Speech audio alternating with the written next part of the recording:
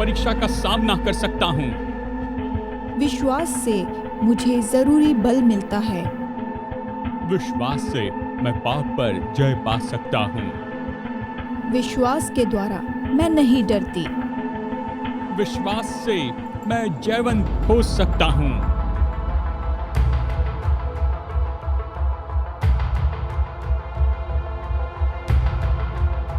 मैं तुमसे सच सच कहता हूँ, यदि तुम्हारे पास राई के दाने के जैसा भी विश्वास हो तो तुम इस पहाड़ से कहो कि तू उखड़कर यहाँ से वहाँ चला जा, और वो चला जाएगा, और तुम्हारे लिए कुछ भी असंभव नहीं होगा।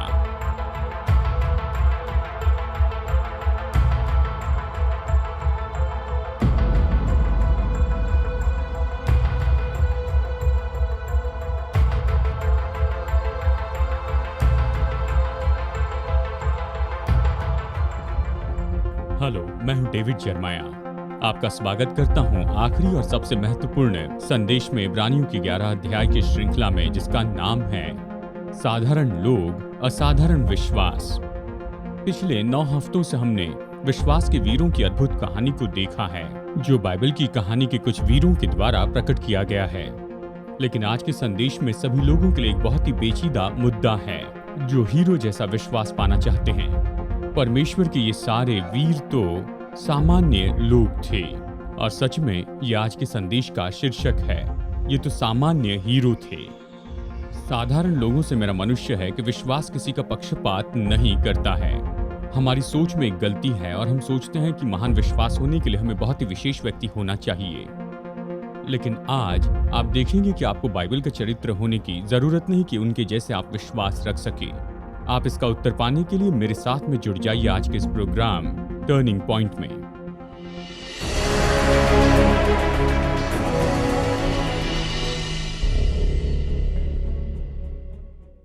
पिछले कुछ हफ्तों से हम इब्रानियों अध्याय 11 के बारे में देख रहे हैं। इसे आप अच्छे से जानते हैं कि ये हॉल ऑफ फेथ है हमारे इस नए नियम में। यहाँ इस अध्याय में हम ऐसे लोगों से मुलाकात करते हैं जिन्होंने सर्वशक्तिमान परमेश्वर पर विश्वास करने के कारण अपने आप को अलग बनाया। और अगर आपने इस अध्याय को पहले से पढ़ा है तो आपने इस बात को जाना होगा कि इब्रानियों अध्याय 11 में 16 नाम दिए गए हैं, और अंतिम 6 के बारे में आज का हमारा संदेश है। गिदोन, बाराक, शिमशोन, यिप्ता, दाऊद और शमूएल। इन सारे लोगों के जीवन के सारांश में कहते हुए लेखक अपने विचारों को एक साथ जोड़ता है और विश्वास में उनकी उपलब्धि पर गौर करता है। वो सबसे पहले विश्वास के लोगों से शुरू करता है।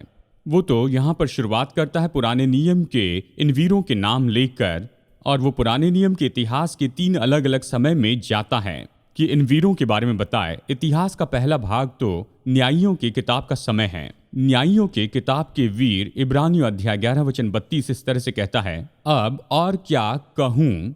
नए नियम की भाषा में इसका मतलब है कि मुझे जो कहना है उसे कहने के लिए अब समय बाकी नहीं रहा। मैं इसे समझता हूँ, ये तो प्रचारक की समस्या है, इससे बढ़कर मैं और क्या कहूँ, क्योंकि समय नहीं रहा कि गिदोन का और बाराक और शिमशोन का और यिप्ता का वर्णन करूं। इन चारों लोगों में समान बात क्या थी, और ये सब तो न्यायियों के समय में न्याय करने वाले लोग थे।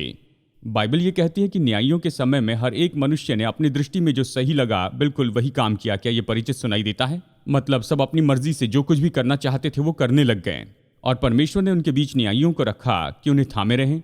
और वो इनकी सूची यहाँ पर देता है। सूची में सबसे पहला है गिदोन। गिदोन ऐसा मनुष्य है जिसे अपने सपने के लिए स्मरण किया गया। परमेश्वर ने गिदोन को बहुत ही अद्भुत स्वप्न और दर्शन दिए, और गिदोन तो हॉल ऑफ फेथ के लिए बिल्कुल सही ऐसा व्यक्ति नहीं था। मुझे याद है जब पहली बार मैंने गिदोन के बारे में प्रचार किया तो जाना परमेश्वर ने उसे चैंपियन होने के लिए बुलाया। तब गिदोन दाग के कुंड के पीछे छिप रहा था, और उस समय परमेश्वर उसके पास आता है और उससे ये कहता है, हे शूर वीर सुरमा। मुझे लगता है गिदोन ने सोचा होगा, ये किससे बातें कर रहा है, मुझसे तो बातें नहीं कर रहा। मुझे विचार बहुत ही अच्छा लगा कि परमेश्वर हमसे चाहता है कि हम जहां हैं वहां से हमें उठाकर वो बनाए जो वो जानता है कि हम हो सकते हैं। गिदोन के पास में ज़्यादा कुछ नहीं था और परमेश्वर ने उसे एक चैंपियन बना दिया। खैर, यहाँ पर गिदोन के नाम के बाद में आता है बाराक का नाम, और इसने भी गिदोन से ज़्यादा कुछ उपलब्धि हासिल नहीं की। बाराक डेबोरा की बात मानता था, और वो सिसरा की बड़ी सेना का सामना करने जाता है। सिसरा तो एक जनरल था, उसके पास लोहे के 900 रथ थे और हजारों दल थे। और बाराक अपने 10,000 लोगों के साथ उससे युद्ध करने के लिए जाता है। केवल नप्ताली और जिबलून यानी केवल 2 ही गोत्रों को लेकर जाता है। और फिर इस सूची में आगे देखें शिमशोन, तो आप शायद ये सोचेंगे कि शिमशोन यहाँ पर विश्वास की सूची में कैसे आ गया।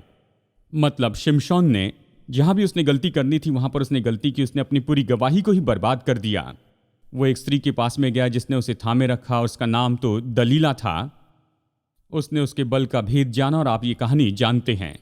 उसकी आंखें निकाल दी गई और फिर उसे बंदी बनाया गया और उसका मजाक उड़ाया गया। उसकी ज़िंदगी के आखिर समय तक वो वहाँ पर ही रहा। अगर गिदोन को उसके सपने के लिए याद किया जाता है और बाराक को उसके हिम्मत के लिए, तो शिमशोन को सुरक्षा के लिए जाना जाता है, क्योंकि उसके ज़िंदगी के उस आखिरी समय में बाइबल कहती है उसने किसी की मदद से उन खंभों को पकड़ लिया जो कि वहाँ पर के उस भवन के मुख्य खंभे थे। और ये उसका आखिरी समय था और उस समय तक उसके बाल तो बढ़ते जा रहे थे। उसने उन दोनों खंभों पर जोर लगाया और उसे गिरा दिया। और बाइबल ये कहती है कि उसने जीते जी जितने को नहीं मारा उतनों को मरते हुए मारा। उसने पूरी बिल्डिंग नीचे गिरा दी। उसने सोचा ये मेरा आखिरी मौका है, मैं परमेश्वर के और शत्रुओं को नाश कर दूं जो प्रभु से नफरत करते उसके लोगों को सताते हैं। और इस तरह से उसने उन लोगों को मार दिया। मुझे विश्वास करना है, इसलिए उसका नाम हॉल ऑफ फेथ में है। और फिर ये आखिरी व्यक्ति जिसका नाम है यिप्ता। और फिर से मैं आपको बताऊं, जब मैं इन कहानी को पढ़ता हूं तो मैं यही सोचता हूं ये लोग तो कितने अजीब से लोग थे और इन्हें परमेश्वर के विश्वास योग्य स्त्री और पुरुषों की सूची में रखा गया है। आपको यिप्ता की कहानी याद है? बहुत से लोग उसकी मन्नत के कारण उसे स्मरण करते हैं। यिप्ता की मन्नत, जब भी आप कोई मन्नत मांगते हैं, ऐसा करने के पहले आप इस वचन को पढ़िए। आपको ऐसे जाने बिना मन्नत नहीं मांगनी चाहिए। न्यायियों 11:31 कहता है, तो जब मैं कुशल के साथ अम्मोनियों के पास से लौट आऊं, ये उसकी मन्नत है, तब जो कोई मेरे भेंट के लिए मेरे घर के द्वार से निकले वो यहोवा का ठहरेगा और मैं उसे होम बलि करके चढ़ाऊंगा। वो तो निश्चय ही यहोवा का ठहरेगा और मैं उसे होम बलि करके चढ़ाऊंगा, वो कहता है। चलिए आगे देखते हैं। जब यिप्ता मिस्पा को अपने घर आया तब उसकी बेटी उससे भेंट के लिए निकल आई। वो उसकी इकलौती बेटी थी। उसको छोड़ उसके न तो कोई बेटा था और न कोई बेटी थी। जरा कल्पना करके देखिए। आप कहेंगे क्या हुआ? ये सब न्यायियों की किताब में है, आप अपने घर में जाकर इसे जरूर पढ़िए और देखिए क्या हुआ।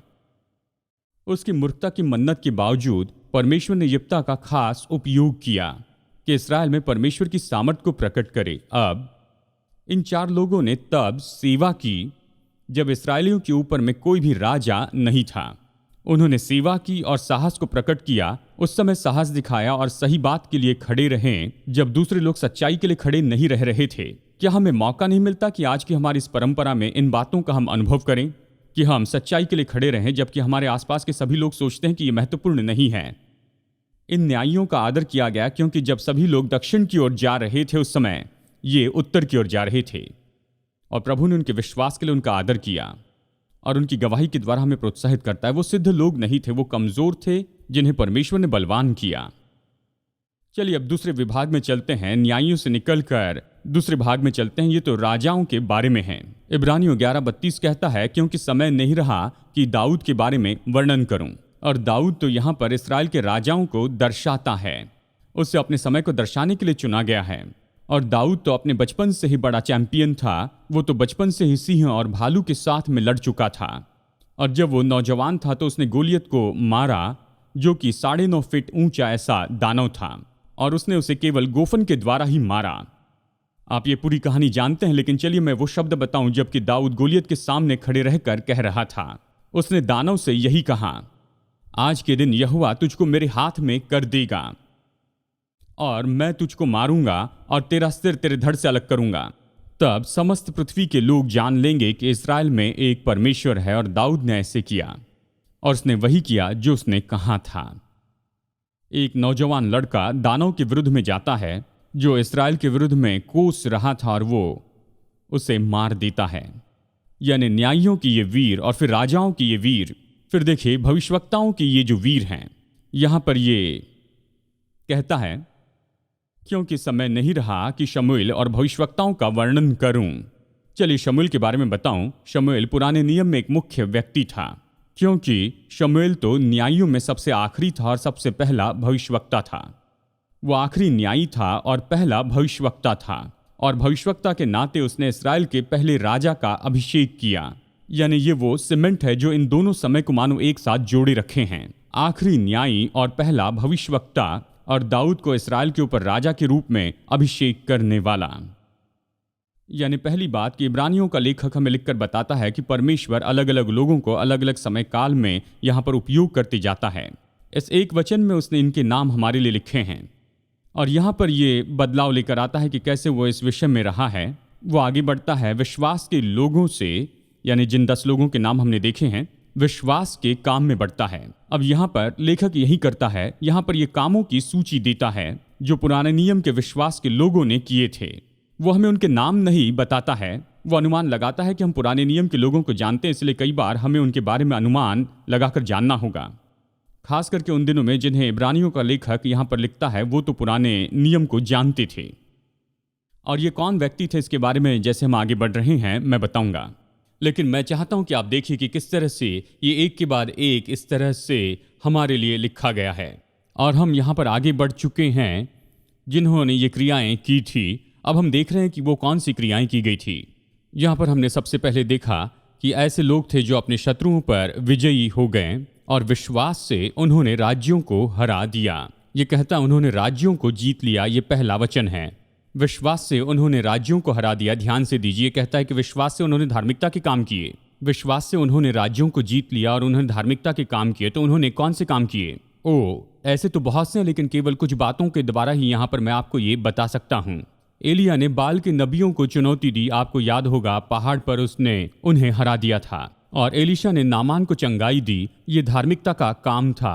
और यहाँ पर भविष्यवक्ताओं ने वचन प्रचार किया। और दानियल ने राजा के मांस में से खाने या फिर उसके दाखमधु में से पीने से इनकार किया ताकि वो प्रभु के लिए शुद्ध रहें। और यूसुफ मिस्र में धार्मिकता से राज्य करते रहा। एस्तेर पर्शिया में वहां पर धार्मिकता से राज्य करती रही। दानियल बेबीलोन में धार्मिकता से राज्य करते रहा। दाऊद इजराइल में धार्मिकता से राज्य करते रहा। दूसरा शमूएल 8:15 कहता है दाऊद इजराइल के ऊपर धार्मिकता से राज्य करते रहा और दाऊद अपनी समस्त प्रजा के लिए न्याय और धर्म के काम करता था।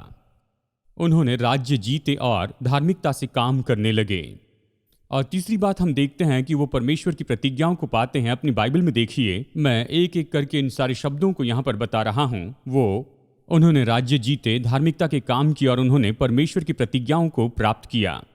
ध्यान दे, पुराने नियम में जब भी लोग परेशानी में आते, मुश्किल जगह पर पहुंच जाते, जब भी कोने में पहुंच जाते, बिल्कुल आखिर में पहुंचते, तो वो प्रभु की प्रतिज्ञाओं को जाकर पकड़ लेते और अपनी जान बचाने के लिए उसे पकड़े रहते। क्या आपने किया है?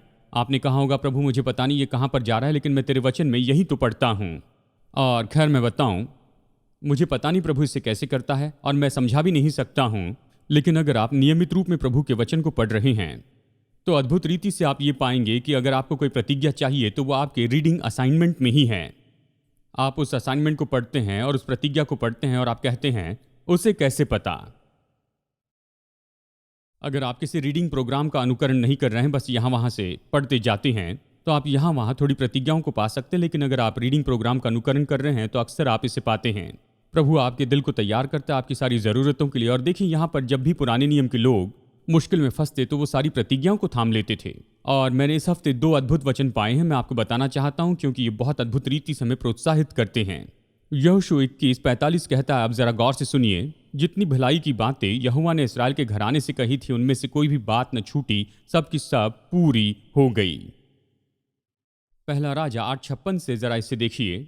धन्य है यहोवा जिसने ठीक अपने कथन के अनुसार अपनी प्रजा इस्राएल को विश्राम दिया। जितनी भलाई की बातें उसने अपने दास मूसा के द्वारा कही थी उनमें से एक भी बिना पूरे हुए नहीं रही। इस तरह से ये कहता है। परमेश्वर की प्रतिज्ञा पर आप कितना भरोसा रख सकते हैं? हर एक पर, क्योंकि इसमें से एक भी पूरा हुए बिना नहीं रहेगा। ये पुराने नियम के ऐसे 2 वचन हैं जो ये कहते हैं कि हर एक बात जो परमेश्वर ने यहाँ पर हमसे प्रतिज्ञा की है उसने उसे पूरा किया। प्रभु कभी भी झूठी प्रतिज्ञा नहीं करता है। उसने जो कहा कि मैं इसे करूंगा वो उसे पूरा करता है। अगर उसने वचन में से आपको प्रतिज्ञा दी है और आपको जिस तरह उसका अर्थ समझना है, अगर उस तरह समझ लेते हैं तो कभी ऐसा नहीं होगा कि परमेश्वर ने अपना वचन पूरा नहीं किया हो। हम विश्वासघाती हैं, लेकिन वो ऐसा नहीं है। हम अपनी प्रतिज्ञा पूरी नहीं करते। हम परमेश्वर से बहुत सी प्रतिज्ञाएं तो करते हैं, और आशा करते हैं कि वो उन सारी प्रतिज्ञाओं को स्मरण नहीं करता है, लेकिन वो हमसे जो भी प्रतिज्ञा करता है उसे करने में नहीं चूकता है। विश्वास से राज्यों को जीत लिया, धार्मिकता के काम किए, प्रभु की प्रतिज्ञाओं को प्राप्त किया। नंबर 4, उन्होंने सिंहों को हरा दिया, उन्होंने सिंह के मुंह को बंद कर दिया। दानियल 6:22 कहता है, मेरे परमेश्वर ने अपना स्वर्गदूत भेजकर सिंहों के मुंह को ऐसे बंद किया कि उन्होंने मेरी कुछ हानि न की। मुझे याद है संडे स्कूल में एक छोटे बच्चे के रूप में ये मेरी पसंदीदा कहानी थी कि दानियल सिंह की गुफा में था। क्या आपने उन तस्वीरों को देखा जहां दानियल सो रहा था, सिंह की गोद में आराम से वो वहां पर सो रहा था? बाइबल कहती परमेश्वर के लिए विश्वास योग्य होने के कारण उसे सिंह की गुफा में फेंक दिया गया, तो सर्वशक्तिमान परमेश्वर ने सिंहों के मुंह को बंद कर दिया। विश्वास से राज्यों को जीत लिया, धार्मिकता के काम किए, प्रतिज्ञाओं को प्राप्त किया, सिंहों को हरा दिया। फिर नंबर 5 कि विश्वास से उन्होंने आग को ठंडा किया, आग को बुझा दिया। और ये कोई और कहानी नहीं, इस कहानी के बारे में हमने पिछले कुछ हफ्तों पहले ही चर्चा की है। दानियल के 3 मित्र शद्रक, मेशक और अबेदनगो को आग की भट्टी में फेंक दिया था क्योंकि उन्होंने राजा नबूकदनेस्सर की मूर्ति के सामने दंडवत नहीं किया। और बाइबल कहती है कि उस भट्टी को सामान्य रूप से और 7 गुना बढ़ाया गया और उन लोगों को वहां पर फेंक दिया गया। और राजा ने उस आग में देखा तो वहां पर ये 3 पुरुष थे और साथ में एक चौथा भी व्यक्ति उनके साथ था, और चौथा परमेश्वर के पुत्र के जैसे दिखता था। और यह हमें याद दिलाता है कि परमेश्वर हमें आग से बाहर नहीं रखेगा, लेकिन जब हम उसमें से होकर जाते हैं तो वो हमारे साथ में होता है, और हम जिस अनुभव में से होकर जाते हैं उसमें वो हमारे संग होता है। और विश्वास से उन्होंने राज्यों को हरा दिया, धार्मिकता के काम किए, परमेश्वर की प्रतिज्ञाओं को पाया, सिंहों को हरा दिया और आग को ठंडा किया। ये कहता है कि वो तलवार से बच निकले।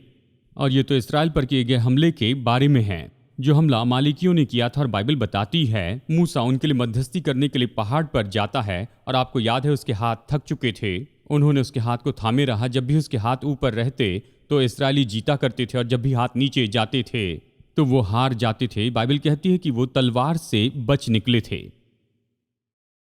और विश्वास से उन्होंने सामर्थ पाई। मुझे ये पसंद है कि कमजोरी में वो बलवान हो गए और युद्ध में बड़े वीर निकले, यहाँ तक कि शत्रुओं की सेना को उन्होंने खदेड़ दिया। और ये सब कुछ एक ही बात के बारे में बताते हैं। ये हमें याद दिलाते हैं कि परमेश्वर के जो महान लोग थे वो तो केवल सामान्य साधारण से मनुष्य थे।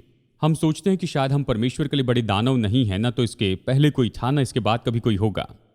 आप कोई खास इसलिए परमेश्वर के बड़े दानव नहीं हो जाते हैं। आप प्रभु के लिए दाना हो जाते हैं जब आप अपनी कमजोरी को जानते हैं और प्रभु से कहते हैं कि वो आपकी कमजोरी में आए और आपको बलवान बनाए। इस अध्याय में जिन लोगों के बारे में हमने पढ़ा है उसके बारे में जरा सोचिए। परमेश्वर की सामर्थ को छोड़कर शिमशोन तो इस पृथ्वी पर के बिल्कुल साधारण मनुष्यों के जितना ही कमजोर था, उसे प्रभु से ही बल मिला। गिदौन डरने वाला किसान था जो दागकुंड में छिप रहा था। बाराक ने डेबोरा से विनती की कि युद्ध में वो उसकी मदद करे, और उसकी कमजोरी में परमेश्वर ने उससे बल दिया। यिप्ता का इनकार किया गया था, वो तो वेश्या का बेटा था। ये लोग कौन हैं जो कि विश्वास के चैंपियन हो गए? वो कमजोर लोग थे। परमेश्वर ने उनकी कमजोरियों को लिया और जहां पर भी वो थे वहां पर बलवान किया, और परमेश्वर इसी तरह से करता है। इसलिए नए नियम में पौलुस लिखता है और वो ये कहता है, मैं मसीह के लिए निर्बलता में, निंदाओं में और दरिद्रता में और उपद्रवों में और संकटों में प्रसन्न हूँ, क्योंकि जब मैं निर्बल होता हूँ तभी बलवान होता हूँ। और देखिए, इस तरह से कहना दुचित्ती बातें नहीं है, लेकिन ये तो सच में पूरी तरह से आत्मिक अर्थ को बता देता है। तो इसका मतलब क्या है?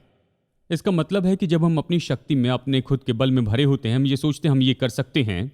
और अगर आप मेरे जैसे हैं तो आप इस तरह के युद्ध को बहुत ज़्यादा लड़ते हैं। आप हमेशा सूची बनाते हैं कि आपको आगे क्या करना है। आप रिपोर्ट पर प्रोजेक्ट लेकर आते हैं, देखो मैं खुद इसे हल कर सकता हूं, लेकिन अचानक यहाँ पर परमेश्वर आपकी खुद की अयोग्यता के बारे में आपको पूरी तरह से बता देता है। और जब आप निराश होकर हार जाते हैं तब वो कहता है, अब मैं दिखाता हूँ कि मैं क्या कर सकता हूँ। जब हम अपनी योग्यता से भरे रहते हैं तो प्रभु के लिए जगह नहीं होती है। और मैं आपको बताऊं, जीवन में आगे जाकर परमेश्वर हमारे जीवन में बहुत ही अद्भुत ऐसा अनुभव देता है कि खुद को साबित करे। आप जानते हैं, कुछ साल पहले मैं इस अनुभव से गया हूं जब मुझे 2 तरह के अजीब से कैंसर हो गए थे। और जानते हैं, खैर इसे काफ़ी समय हो गया, लगभग अभी 11 या 12 साल बीत चुके हैं, और उसके लिए कीमोथेरेपी करवाई जाती थी। मैंने सुना कि लोग बीमार होते हैं, लेकिन मैं एक दिन भी बीमार नहीं रहा था। इसके उपचार में जो दवाइयाँ दी जाती है वो अति सामर्थी होती है, लेकिन इन सारी बातों के दबाव में मैं इतना आ चुका था और मैंने जाना ये बहुत ही परेशान करने वाली बात है। ये कोई ऐसी साधारण सी बात नहीं है। ये ऐसी बात है जिसे आप दूसरों को बता भी नहीं सकते हैं कि सुबह 8 बजे उठते हैं और सोचते हैं 9 बजे मैं सो जाऊंगा, क्योंकि अभी आप में कोई भी बल नहीं है। और जब मुझे प्रचार करने के लिए आना पड़ता, मैं आता और यहाँ पर जब प्रचार खत्म हो जाता, मैं इतना थक जाता और इतना परेशान हो जाता कि बस ऐसे पीछे चले जाता था और घर जाने तक आराम करना पड़ता। और शायद कुछ लोगों को याद हो, ये परेशानी मुझे इतनी जकड़ दी थी कि जब भी मैं यहाँ पर रोता, जब भी मैं प्रार्थना करता, तो ये मुझे मानो पूरी तरह पागल कर देती थी। लेकिन उस समय प्रभु ने मेरी कमजोरियों का उपयोग किया कि मुझ में वो अपना बल निवेश करे, और उसने बहुत ही अद्भुत पाठ मुझे सिखाए। और सच में, और उस समय तो बड़ी अजीब सी बातें हुई। मुझे यहाँ पर कहना ही होगा, परमेश्वर बुद्धिमान है। पूरे देश से मुझे पत्र आने लगे। वो कहने लगे, हमेशा हम आपको रेडियो पर सुनते थे पास्टर जर्मया, आप तो बहुत ही बीमार थे, लेकिन फिर भी आप यहाँ पर आए हैं। रेडियो पर अभी आपके जो संदेश है वो तो सच में बेहतर हैं, और इसके द्वारा हम बहुत ही प्रोत्साहित महसूस करते हैं। आपके दिल में और आपकी आवाज़ में जिज्ञासा है। मैं इन पत्रों को पढ़कर मुस्कुराता था, क्योंकि जो रेडियो पर सुन रहे थे वो तो मेरी बीमारी के पहले रिकॉर्ड किए गए थे। और मैंने इससे सीखा कि मैं अच्छा प्रचार नहीं कर रहा था, वो अभी बेहतर तरीके से सुन रहे थे। आप जानते हैं, जब भी आप ऐसे लोगों को सुनते हैं तो और भी बहुत बेहतर तरीके से सुनते हैं।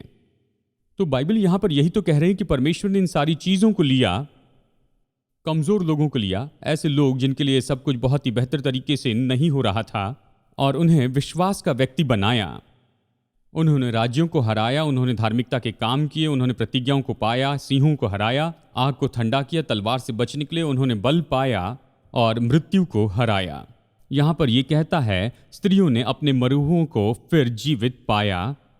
और पुराने नियम में केवल ऐसे 2 अवसर हैं जिसके बारे में मैं जानता हूँ। पहला तो एलिया है, जिसने सारपत की विधवा के मरे हुए बेटे को फिर से जीवित किया था, पहला राजा अध्याय 17 में। और फिर दूसरा, यानी एलिया के बाद में आने वाला एलीशा, जिसने शुनेमिन स्त्री के बेटे के लिए बिल्कुल ऐसा ही किया, और यह है दूसरा राजा अध्याय 4 में। यानी ये सभी जो लोग थे जिन्होंने इतने महान काम किए, उनकी सूची इन पहले कुछ वचनों में हमें दी गई है। मैं चाहता हूं जरा आप रुकिए और इस वचन के सबसे महत्वपूर्ण भाग के लिए अभी मेरे साथ में आप जुड़ जाइए, क्योंकि हम में से ज्यादातर लोग अपने आप को इस वचन के पहले भाग में नहीं देखते हैं। देखिए, इस वचन का पहला भाग तो उन लोगों के बारे में है जो अपने शत्रुओं के ऊपर में विजयी हो गए थे, लेकिन वचन का आखिरी भाग है उन लोगों के बारे में जो अपने शत्रुओं के द्वारा हराए गए थे।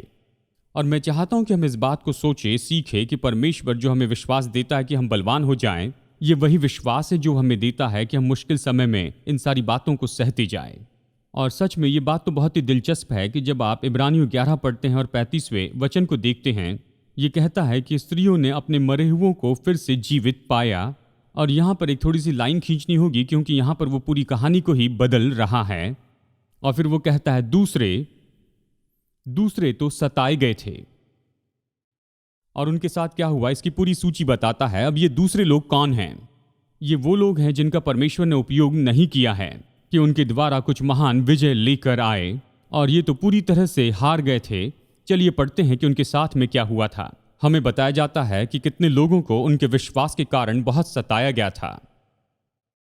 उन्होंने मार खाते खाते छुटकारा न चाहा, इसलिए कि उत्तम पुनरुत्थान के भागी हो। दूसरे शब्दों में, कुछ विश्वासियों के सामने ये पर्याय रखा गया था कि अगर तुम कैसर के सामने दंडवत करोगे, अगर तुम उसकी वेदी पर किसी तरह से धूप जलाओगे, तो तुम सताव से बच सकते हो। और यहाँ पर वचन ये बताता है, उन्होंने सताए जाने को चुन लिया इसके बजाय कि प्रभु पर के अपने विश्वास को छोड़ दे। इस तरह से कहता है। बाइबल कहती है कि वो केवल सताए नहीं गए, लेकिन वो तो परीक्षा में से भी होकर गए उनके विश्वास के कारण। जबकि दूसरे लोगों को मजाक उड़ाया गया, उन्हें मारा भी गया, उन्हें बांधकर जेल में रखा गया। उन्होंने जो किया उसके कारण विश्वास के वीर नहीं हुए, लेकिन उनके साथ में जो हुआ उसके कारण ये वीर हुए। और कैसे अपनी परीक्षा के बीच उन्होंने परमेश्वर का आदर किया। और बाइबल कहती है कि उन्हें इतनी यातनाएं दी गई, उन्हें इतना ज्यादा सताया गया था। इब्रानियों 11:37 में ये कहता है, वो तो भेड़ और बकरियों की खाले ओढ़े हुए यहाँ वहाँ मारे मारे फिरते रहे, बचते रहे, जिनके लिए संसार तो योग्य नहीं था। वो तो इस पृथ्वी पर के जंगल और पहाड़ों में और यहाँ तक कि गुफाओं में छिपते फिरते रहे। प्रभु कहता है, वो तो चैंपियन हैं। केवल वो नहीं जिन्होंने महान उपलब्धियों को प्राप्त किया। कोई आपको ये न बताए कि बाइबल ये कहती है कि ये तो बस पार्क में घूमने के जैसे है, आपके उद्धार पाने के समय से लेकर स्वर्ग में जाने के समय तक। ये पार्क में घूमने जैसा नहीं है। जिंदगी मुश्किलों और चुनौतियों से भरी हुई है, लेकिन आपको ये जानना होगा, जब आप मुश्किलों में से होकर जाते हैं तो आप परमेश्वर की इच्छा से बाहर नहीं हैं। शायद आप अपनी जिंदगी के सबसे महत्वपूर्ण समय में हो कि अपने जीवन में परमेश्वर के बल को दिखाएं। संसार आपके आसपास देखता है, संपन्नता को देखता है, अगर मुझे ये चीजें मिले तो मैं प्रभु पर विश्वास करूंगा। लेकिन जब वो देखते हैं कि प्रभु के लोग मुश्किल समय में से जा रहे हैं, जैसे यहां पर बताया, आप जानते हैं कि इन शब्दों का अर्थ क्या होता है, और आप अपनी जिंदगी से परमेश्वर का आदर करते हैं, और जबकि आप यहाँ पर सारी मुश्किलों से आगे बढ़ते चले जाते हैं, मुश्किलों से बाहर निकलने की कोशिश करते हैं, बाइबल कहती है कि आप भी अपने हाथ उठा सकते हैं, क्योंकि आप तो चैंपियन हैं, आप प्रभु के चैंपियन हैं। ये वचन का भाग जिसमें इतने नाम दिए गए, इससे हम क्या सीख सकते हैं? 3 बातें हैं, मैं आपको बताऊं। सबसे पहले, ये विश्वास में हर तरह के दासों के नाम लिखे गए हैं। क्या आप ये जानते हैं? जब मैंने इस अध्याय को पढ़ा और जब वापस जाकर सोचा तो मैं चौंक गया कि परमेश्वर एक ही तरह के लोगों का उपयोग नहीं करता। परमेश्वर किनका उपयोग करता है? आप किस तरह के व्यक्ति हैं, प्रभु आपका उपयोग करता है। तो सबसे पहले आपको जानना होगा कि विश्वास में हर तरह के दास आते हैं। दूसरी बात आपको जानना है कि विश्वास हर तरह की कार्यनीति को काम में लाता है। क्या ये दिलचस्प नहीं कि परमेश्वर ने अपना काम किया और हम उसके अध्याय 11 में देखते हैं, और उसने बड़े अजीब तरीके से ये सारे काम किए जिसके बारे में आपने कभी सोचा नहीं होगा। 13 चक्कर काटने के बाद में कैसे शहर को जीत सकते हैं, और गोफन से कैसे एक बड़े दानव को मार सकते हैं, और कैसे केवल 300 पुरुषों के द्वारा 2 सेनाओं को हरा सकते हैं। परमेश्वर जो कुछ भी करता है वो अजीब तरीके से इसे करता है। लोग कहते हैं परमेश्वर बोरिंग है। क्या आप मजाक कर रहे हैं? प्रभु बोरिंग नहीं है। अगर आप प्रभु को काम करने दे तो परमेश्वर सबके द्वारा अलग काम करवा सकता है। तो परमेश्वर हर तरह के दासों का उपयोग करता है, वो हर तरह की कार्यनीति का उपयोग करता है कि विश्वास हर तरह की सफलता का आनंद उठा सके। विश्वास वो कर सकता है जो कोई और नहीं कर सकता। परमेश्वर के पास जगह है कि हम उसकी सेवा करें, चाहे आप कहीं भी क्यों ना हो। अपने जीवन में आप इस समय कहीं पर भी क्यों ना हो, मैं चाहता हूं कि आप रुक कर बस अपने आप से एक सवाल पूछिए, परमेश्वर ने मुझे क्या दिया है और क्या मैं इसे कर रहा हूं? टर्निंग पॉइंट पर आज का ये संदेश सुनने के लिए धन्यवाद। मैं आशा करता हूं प्रभु वचन से आप प्रोत्साहित हुए हैं और इस बात के बारे में ज्यादा जानकारी पाई कि हमारे परमेश्वर के साथ में संबंध रखना सच में क्या होता है। अगर आप उसके साथ में व्यक्तिगत संबंध नहीं रखे हैं और इसे शुरू करना चाहते हैं तो आज ही से कर सकते हैं।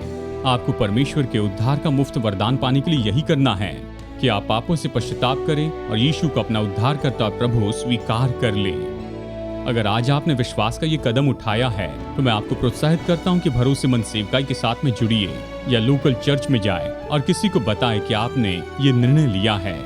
और मेरी प्रार्थना है कि आप इस नए विश्वास में निरंतर बढ़ते जाएं। तो प्रभु आपका आशीष दे। अगली बार मुलाकात होगी यहीं पर टर्निंग पॉइंट में।